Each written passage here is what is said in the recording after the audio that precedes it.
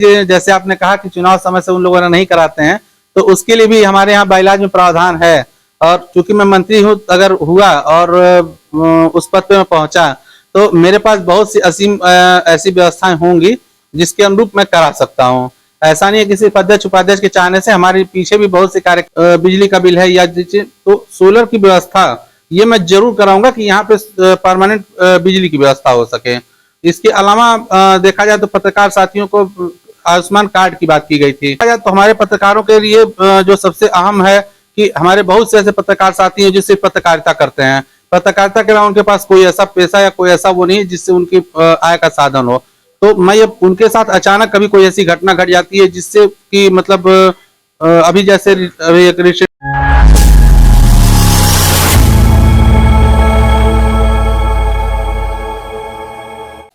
नमस्कार दोस्तों, धमाका लाइव में आपका स्वागत है। मैं हूं सुभाष गुप्ता और आप देख रहे हैं धमाका live. Gorakhpur journalist press club चुनाव 2026 यानी कि महज 3 या 4 दिन रह गया है चुनाव को।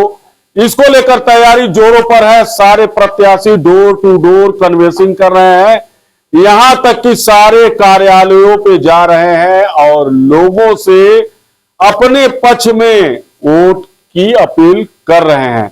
कहीं ना कहीं जुगाड़ भी लगा रहे हैं कि जहां वो यानी जिस मतदाता तक वो नहीं पहुंच पाए हैं वहां तक किसी और के जरिए अपनी उपस्थिति दर्ज करा दें और उन मतदाताओं तक पहुंच अपनी बना सकें। बहरहाल हमारे साथ इस समय मौजूद हैं महामंत्री पद के प्रत्याशी आशीष भट्ट। आपको बताते चलें कि आशीष भट्ट प्रिंट मीडिया और इलेक्ट्रॉनिक मीडिया दोनों में अपनी सेवा दे चुके हैं और वर्तमान समय में प्रिंट मीडिया यानी ग्राम स्वराज अखबार में अपनी सेवा दे रहे हैं। इसके पहले वो प्रेस क्लब में पुस्तकालय मंत्री और संयुक्त मंत्री के पद पर भी अपनी सेवा दे चुके हैं। बात करेंगे उनसे कि इस बार महामंत्री पद पे वो उनकी दावेदारी क्यों है और पत्रकारों के हितों में वो क्या और आगे करने वाले हैं, इसको लेकर बात करेंगे। आपको बताते चले कि महामंत्री पद पर इनके अलावा 3 और प्रत्याशी हैं। 3 प्रत्याशी हैं, इनके अलावा 4 प्रत्याशी हैं जिसमें हेमंत तिवारी, पंकज श्रीवास्तव और साथ ही आशीष भट्ट के साथ ब्रिजेंद्र सिंह और विनय सिंह, यानी कुल 5 प्रत्याशी मैदान में हैं। बात करेंगे आशीष भट्ट से और जानेंगे कि इनकी योजनाएं यानी पत्रकारों के हित में क्या योजनाएं हैं और क्या पत्रकारों के हित में ये करने वाले हैं। पहले तो सुभाष जी आपको और आपके सहयोगी लोगों को बहुत बहुत धन्यवाद कि कम से कम आप प्रेस क्लब के चुनाव के दौरान आपके माध्यम से जो बातें हम लोग अपने लोगों तक पहुंचाना चाहते हैं नहीं पहुंचा पाते हैं, लेकिन फिर भी आपके माध्यम से हम लोग वो बात अपनी लोगों तक पहुंचा सकते हैं। इसके लिए आपको बहुत बहुत धन्यवाद। और मेरी प्राथमिकताएं देखिए, चुनाव लड़ना से प्राथमिक चुनाव कोई भी लड़ता है तो कुछ न कुछ अपनी योजना और प्राथमिकता के साथ ही चुनाव लड़ता है। और चूंकि इसके पहले मैं 2 बार यहाँ पे पदाधिकारी प्रेस क्लब का मैं रह चुका हूँ। जैसे पहली बार मैं जब यहाँ पे पुस्तकालय मंत्री के पद पर मैं यहाँ पे था, उस दौरान यहाँ पे पुस्तकालय की व्यवस्था नहीं हुआ करती थी। तो हम लोगों ने उसमें तत्कालीन विधान परिषद सभापति गणेश शंकर पांडे जी थे, हम लोग उनसे मिल करके और यहाँ पे हम लोगों ने पुस्तकालय की व्यवस्था कराई थी और उन्होंने वह स्वयं उसका उद्घाटन भी उन्होंने किया था। और फिर उसके बाद दोबारा हमको मौका मिला यहाँ पे संयुक्त मंत्री के पद पे कार्य करने का। एक अच्छी टीम के साथ हम लोगों ने उस समय भी काम किया था, टीम भावना के साथ काम किया था और जो भी हम लोग की योग्य था वो हम लोगों ने करने का प्रयास किया था। और इसके अलावा अगर देखिए प्राथमिकता की बात की जाए तो मेरी सबसे पहली प्राथमिकता होगी कि जो भी हमारे सहयोगी हमारे मित्र पत्रकारिता से जुड़े हुए हैं, फील्ड में काम करते हैं, उनको आज की डेट में सुरक्षा के लिए अगर देखा जाए तो सबसे प्रमुख उनकी सुरक्षा होती है। क्योंकि कहीं ना कहीं अगर देखा जाए तो कुछ न कुछ ऐसा जरूर होता है कि अक्सर सुनने में आता है कि कहीं उनका विवाद हो गया तो कहीं उनके साथ मारपीट हो गई, कहीं हाथापाई हो गई, कहीं कोई बदतमीजी कर दिया, कहीं कुछ कर दिया। वो बेचारे अकेले होने के नाते कभी कभी उनको बहुत तकलीफों का सामना करना पड़ता है। तो मुझे ये लगता है कि मेरे हिसाब से जो सबसे पहली मेरी प्राथमिकता है वो यही है कि हम अपने उन साथियों की सुरक्षा के लिए कुछ ना कुछ ठोस कदम ऐसा उठाएं और उठाएंगे, जैसे कुछ नहीं तो एक हम टीम का गठन करेंगे, जिसमें कुछ हमारे नवयुवक जो साथी हैं वो रहेंगे, जिससे कि अगर उनको कहीं कोई जरूरत हो तो मान लीजिए तुरंत उनके लिए कम से कम वो पहुंच सकें, त्वरित पहुंच सकें, उनकी मदद कर सकें। क्योंकि वो अकेले, ये जरूरी नहीं है कि अकेले कहीं पे समस्या ये कह देना कि व्यक्तिगत उनकी है, व्यक्तिगत उनकी नहीं है। वो हमारे अगर क्लब, हमारे प्रेस क्लब से जुड़े हुए हैं, हमारे साथी हैं, तो वो समस्या हम सबकी है। नहीं, यहाँ हम बात आपकी काटेंगे। जैसे प्रेस क्लब से जुड़े हुए हैं या नहीं है, पत्रकार हैं, फील्ड में काम कर रहे हैं, उन सभी के लिए जो सेवा होनी चाहिए। ये देखिए, मैंने भी आपसे कहा है कि जो भी मेरे साथी पत्रकारिता पेशे से जुड़े हैं, फील्ड में काम कर रहे हैं, मैंने ये बात सबके लिए कही है। ये नहीं कि वो सिर्फ हमारे क्लब के मेंबर हैं तभी, वो पत्रकार हैं, वो समाज में हैं, फील्ड में काम कर रहे हैं, तो ये सबके लिए है। ये नहीं कि वो मेरे क्लब का मेंबर है तो मैं उसकी मदद करने जाऊंगा, क्लब का मेंबर नहीं है तो नहीं जाऊंगा, ऐसा नहीं है। वो कहीं समस्या में है, वो समस्या उसकी अगर व्यक्तिगत भी है तो भी हमारी जो एक मतलब योजना है कि मेरी एक टीम होगी, वो टीम उनके लिए हमेशा खड़ी होगी। बताइए, आगे बताइए। फिर ये हो गया। इसके अलावा अगर देखा जाए तो हमारे पत्रकारों के लिए जो सबसे अहम है कि हमारे बहुत से ऐसे पत्रकार साथी हैं जो सिर्फ पत्रकारिता करते हैं, पत्रकारिता के अलावा उनके पास कोई ऐसा पेशा या कोई ऐसा वो नहीं है जिससे उनकी आय का साधन हो। तो मैं ये उनके साथ अचानक कभी कोई ऐसी घटना घट जाती है जिससे कि मतलब अभी जैसे अभी एक रिसेंटली एक घटना घटी थी जिसमें हम लोगों ने बहुत अच्छा सहयोग सारे लोगों ने मिलकर किया, तो ऐसा एक व्यवस्था बनाई जाएगी जिससे कि हमारे किसी पत्रकार साथी के साथ अगर कोई दुर्घटना होती है तो हम त्वरित उसकी कम से कम 50,000 से 1 लाख की मदद हम लोग तुरंत कर सकें।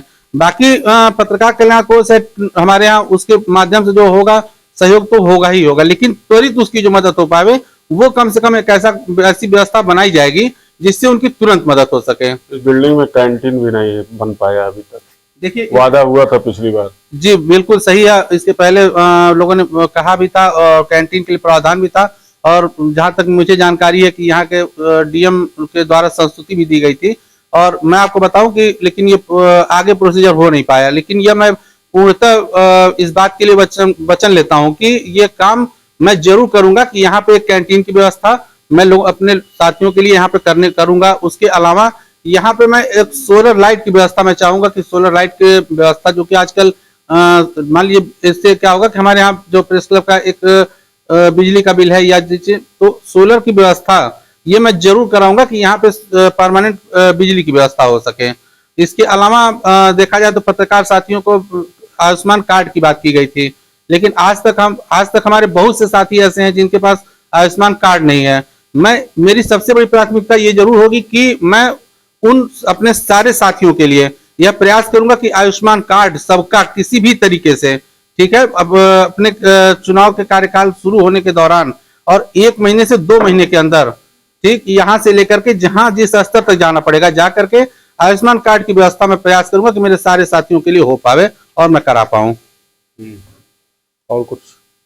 और देखिए बाकी कहने के लिए और करने के लिए तो बहुत कुछ है, लेकिन कहने से सिर्फ नहीं होगा, करने के लिए है। मौका मिला तो बहुत कुछ करके दिखाएंगे, ये वादा।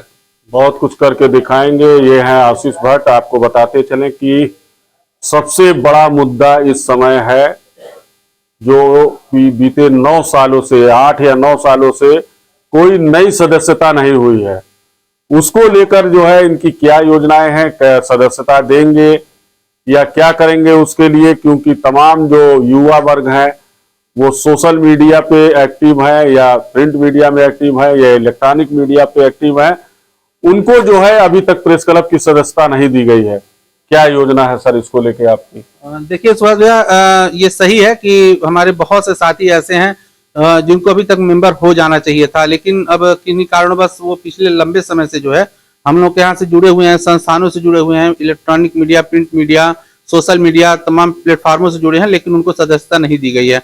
और अगर देखा जाए तो पिछले उसकी बात भी नहीं करना ठीक है। हाँ, ये जरूर है कि मैं आश्वस्त इस बात के लिए आपको भी करता हूँ और उन सभी लोगों को करता हूँ कि अपने चुनाव के बाद 1 महीने के अंदर सदस्यता को लेकर के एक ठोस निर्णय वह सबके सामने देखने को मिलेगा, और वह ठोस निर्णय ऐसा होगा जिसमें सदस्यता 100% मतलब होके ही रहेगी। उसमें कोई लेकिन किंतु परंतु की बात नहीं आएगी कि ऐसा हो गया वैसा हो गया, इस नाते नहीं हुआ उस नाते नहीं हुआ। ऐसा कुछ नहीं है। प्रावधान और तरीके से अगर किया जाएगा तो सदस्यता बिल्कुल होगी, और उसके लिए किसी की कोई बाध्यता और किसी की कोई वो नहीं होगी, सदस्यता 100% होगी। मतलब उसमें पत्रकार रहेंगे कि दुकानदार और नेता भी रहेंगे? नहीं, देखिए मैंने आपको पहले ही बताया है कि किसी तरह की कोई बाध्यता नहीं रहेगी, यह मैंने आपको पहले बताया है। सिर्फ हमारे जो पत्रकार साथी हैं, सत्य पत्रकार साथी हैं, सही पत्रकार साथी हैं, ठीक है, उनका मेंबर होंगे और कंफर्म होंगे। इसमें कहीं कोई लेकिन किंतु परंतु नहीं है। बाध्यता नहीं होगी कि हमारे पास सोर्स आ गया, जुगाड़ आ गया कि हमारे फलाने रिश्तेदार हैं, दिमागी रिश्तेदार हैं, उनकी दुकान है तो उनका ये है, नहीं।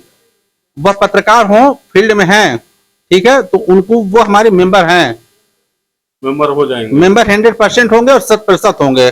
इसमें कहीं कोई लेकिन किंतु परंतु नहीं है। महामंत्री पद जो है बहुत जिम्मेदार पद है, बहुत महत्वपूर्ण पद है। तो जो भी वादा करिएगा उसको ये रहे कि वो वादा पूरी तरीके से निभाया जाए।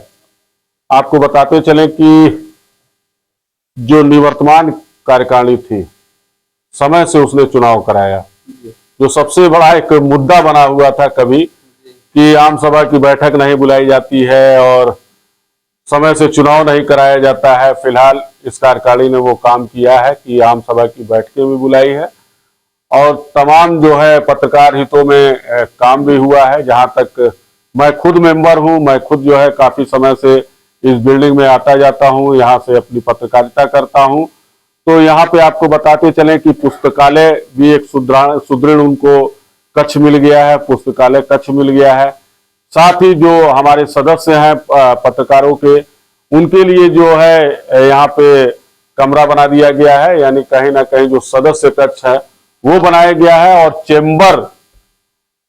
जो चेंबर होता था वो पदाधिकारियों के लिए, उसको जो है खत्म कर दिया गया है, नहीं कि चेंबर व्यवस्था खत्म कर दी गई है। क्या कहेंगे, चेंबर व्यवस्था फिर बहाल होगी? देखिए सुभाष भैया, जैसे भी आपने बताया, देखिए चेंबर व्यवस्था और चीजें ये बिल्कुल नहीं, पूरा प्रेस क्लब हम लोगों का है, हम लोग को बैठने के लिए कहीं भी कोई मनाही नहीं है। और चेंबर व्यवस्था से चेंबर में बैठ करके जो है देखिए काम नहीं होता है। जब हम लोगों के साथ बैठेंगे तो लोगों की चीजों को समझेंगे, सुनेंगे, तो वो हमें बताएंगे बेहतर, ठीक है। दूसरी चीज देखिए, एक यहाँ पे डिजिटल लाइब्रेरी की जरूरत है मुझे लगता है, और दूसरा एक डायरेक्टरी की जरूरत है।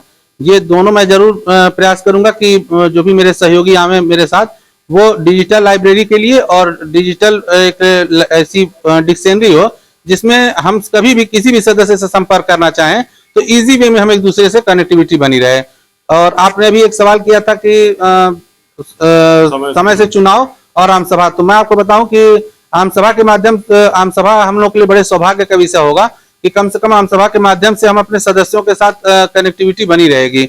वो हमसे अपनी बातें कर सकेंगे, हम उनसे उनकी बातें सुन सकेंगे। तो ये हमारे लिए बहुत सौभाग्य का विषय होगा। और हम ये जरूर आपसे बताएं कि उस कार्यकाल में हमारे जितनी आम सभा का प्रावधान होगा उससे हम ये प्रयास करेंगे कि एक आध आम सभा हम लोग समय से पहले भी, आगे पीछे भी करने का मौका मिले, तो सदस्यों के माध्यम से कम हम लोग एक दूसरे से कनेक्टिविटी हो पाएंगे। और रही बात समय से चुनाव कराने की, तो सुभाष भाई ये मैं आपसे आपके चैनल के माध्यम से और आपसे मैं इस बात को एकदम बखूबी बता दूं कि नियमतः जितने दिन में चुनाव होना चाहिए उतने ही दिन में फिर दोबारा आपको चुनाव प्रेस क्लब का टाइम से ही होगा। अगर मान लीजिए कि आपके अध्यक्ष उपाध्यक्ष चुन के आते हैं और आपका उनसे मेल मिलाप नहीं बन पा रहा है और ऐसा होता है कि वो समय से चुनाव नहीं कराते हैं, उस स्थिति में आप क्या करेंगे? देखिए सुभाष भैया, पहले तो मैं प्रयास करूंगा कि हम लोग का आपस में सभी लोगों की सामंजस्य बहुत अच्छा चले। और ऐसी हम उम्मीद नहीं करते हैं कि सामंजस्य अच्छा नहीं चलेगा, क्योंकि आज तक मेरा सामंजस्य किसी से कभी बिगड़ा नहीं है। तो इसलिए मैं उम्मीद करता हूं कि सामंजस्य बहुत अच्छा चलेगा। और दूसरी चीज, जैसे आपने कहा कि चुनाव समय से उन लोगों ने नहीं कराते हैं, तो उसके लिए भी हमारे यहाँ बाइलाज में प्रावधान है। और चूंकि मैं मंत्री हूँ, अगर हुआ और उस पद पे मैं पहुंचा तो मेरे पास बहुत सी असीम ऐसी व्यवस्थाएं होंगी जिसके अनुरूप मैं करा सकता हूं। ऐसा नहीं है किसी अध्यक्ष उपाध्यक्ष के चाहने से, हमारे पीछे भी बहुत सी कार्यकारिणी में लोग हमारे साथी होंगे, वो सब मिलकर के हम लोग कर सकते हैं। नहीं, बहुत अच्छी बात है। अच्छा, इस जो निवर्तमान कार्यकारिणी अभी गई है, समय से इसने चुनाव कराया है, इसको लेके 10 में से कितना नंबर देंगे आप? बिल्कुल 10 में से 9 नंबर हम देंगे इस कार्यकारिणी को। 1 नंबर क्यों छुपा रहे हैं, मतलब कम कर रहे हैं, क्या वजह है? देखिए, सब में थोड़ी अच्छाइयाँ और थोड़ी बुराइयां होती हैं। अगर 9 अच्छाइयाँ हैं तो एक आध बुराइयां होंगी, और वो सार्वजनिक रूप से जो है कहने की कोई वो नहीं है। अब हमारे अपने हैं तो अपनों में कभी 100% कभी होता नहीं है, तो इसलिए 100% कभी नहीं हो सकता है, 99 ही वो होती है। बिल्कुल बिल्कुल। ये थे आशीष भट्ट, जो महामंत्री पद के दावेदार हैं और काफी मेहनत कर रहे हैं और लोगों तक अपनी पहुंच बना रहे हैं। हमारे माध्यम से, यानी कि धमाका लाइव के माध्यम से इन्होंने सारी अपनी योजनाएं बताई हैं और समय से चुनाव कराने की भी बात कर रहे हैं और इस बिल्डिंग में कैंटीन की भी बात कर रहे हैं।